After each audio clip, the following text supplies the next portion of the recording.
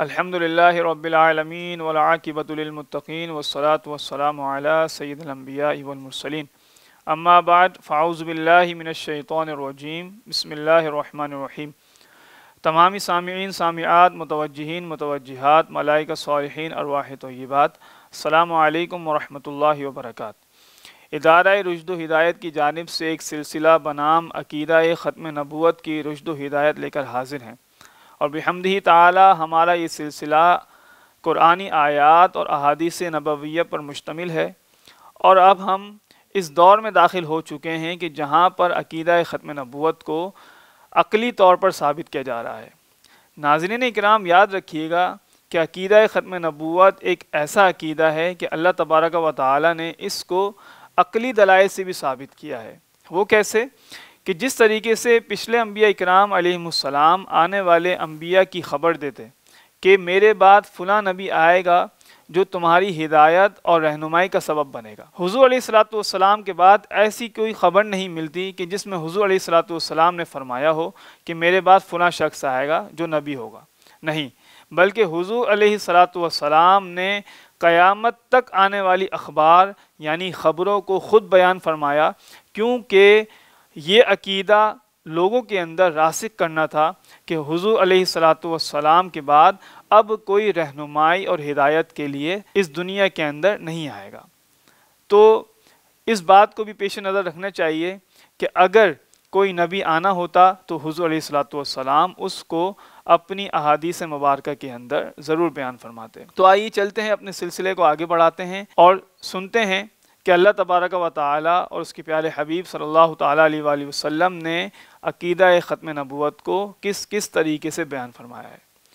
یاد رکھیے کہ حضور علیہ السلام کے بعد کم و بیش 1,24,000 صحابہ کرام علیہم رضوان ہوئے، ان میں سے کسی ایک نے، اور ان کے بعد اہل بیت اطہار، تابعین، تبع تابعین، امام حسن بصری رضی اللہ تعالیٰ عنہ، کامل ترین اولیاء اللہ، ان میں سے کسی کے دل میں یہ خواہش یا یہ شک یا یہ شبہ نہیں گزرا کہ وہ نبی ہو سکتے ہیں۔ کیوں؟ کیونکہ ان کو جو مراتب اللہ تبارک و تعالی نے دیے تھے وہ سب عقیدہ ختم نبوت کی بدولت ہی ملے تھے۔ یہ یاد رکھنا چاہیے کہ جس انسان کو جو کچھ ملا ہے وہ حضور کے ہی صدقے سے ملا ہے، اور ان کا یعنی ان تمام حضرات کا اس بات پر ایمان اور ایقان تھا کہ اگر ہم اس عقیدے سے ذرہ برابر بھی ہٹے تو ہمارا ایمان ضائع ہو جائے گا۔ تو یقیناً یہ بات ضرور یاد رکھنی چاہیے کہ جس طریقے سے صحابہ کرام اور اولیاء کاملین نے اس عقیدے کی حفاظت فرمائی ہے، اسی طریقے سے ہم پر بھی یہ بات لازم ہے کہ ہم اس عقیدے کی حفاظت فرمائیں، کیونکہ اللہ تبارک و تعالی نے قرآن مجید کے اندر یہ بات بالکل واضح طور پر ارشاد فرمائی ہے۔ ہم نے تمام انسانوں میں سے 3 گروہوں کو پیدا کیا ہے،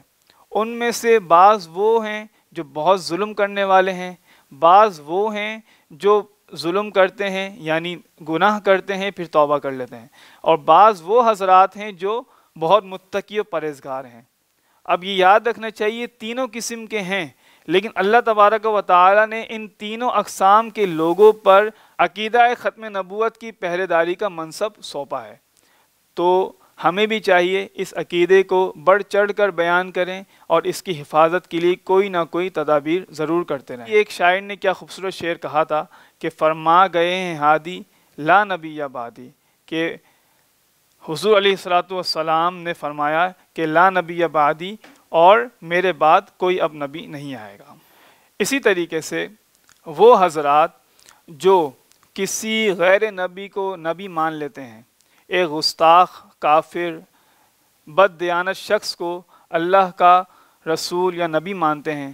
اب وہ حضرات جو کسی غیر نبی کو نبی مان لیتے ہیں، ایک گستاخ، کافر، بد دیانت شخص کی خاطر اللہ تعالیٰ کے احکام، رسول پاک صلی اللہ تعالیٰ علیہ وآلہ وسلم کے ارشادات اور قرآن کی آیات کا غلط ترجمہ اور غلط تعویل پیش کر کے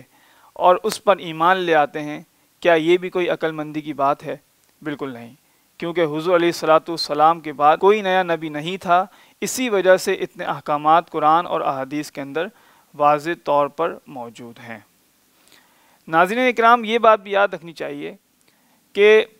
تمام تر غزوات کے اندر، یعنی کہ حضور علیہ الصلاۃ والسلام نے جن غزوات کے اندر خود شریک ہوئے اور یا پھر آپ نے اس میں شرکت نہیں کی،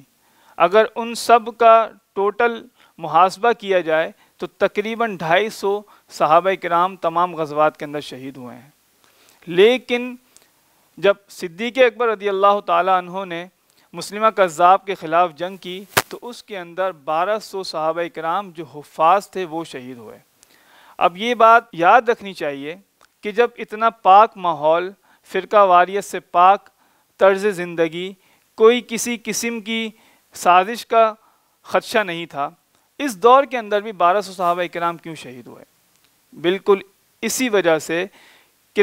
صحابہ کرام علیہم رضوان کے نزدیک بھی تمام تر عقائد سے بڑھ تر عقیدہ ختم نبوت تھا، کیونکہ عقیدہ ختم نبوت سے ہی اسلام کی بقا ہے۔ اگر حضور کی ختم نبوت پر کوئی آنچ آتی ہے تو اسلام کا سانچہ ڈھل جائے گا اور اسلام کی بقا ختم ہو جائے گی۔ اور یہی وجہ ہے کہ حضرت امام حسین علیہ السلام جو کربلا کے اندر نکلے تھے وہ بھی اسی طرز زندگی کو لے کر نکلے، کیونکہ یزید پلید حضور علیہ السلام کی ناموس پر حملہ کر رہا تھا اور ان قریب وہ نبوت کا دعویٰ کرنے والا تھا۔ حضرت امام حسین نے اس کے اس عمل کو روکا اور حضور علیہ السلام کی ختم نبوت کو بچایا۔ آخری گزارشات یہ ہیں کہ عقلمند خواتین و حضرات فرقہ واریت سے نکل کر یہ بات سوچیں اور فتنہ پرور مولویوں اور پیروں کے فتنوں سے نکل کر یہ بات سوچیں اور اللہ اور اس کے رسول کے احکامات اور ارشادات پر مکمل یقین کریں اور اللہ اور اس کے رسول کے بتائے ہوئے طریقے کے مطابق عقیدہ ختم نبوت پر مکمل ایمان رکھیے اور اس کا پرچار کریں۔ یقیناً دنیا کے اندر اور آخرت کے اندر وہی شخص کامیاب ہوگا جس نے اللہ اور اس کے رسول کی وحدانیت اور ختم نبوت کی پہرہ داری کی ہوگی،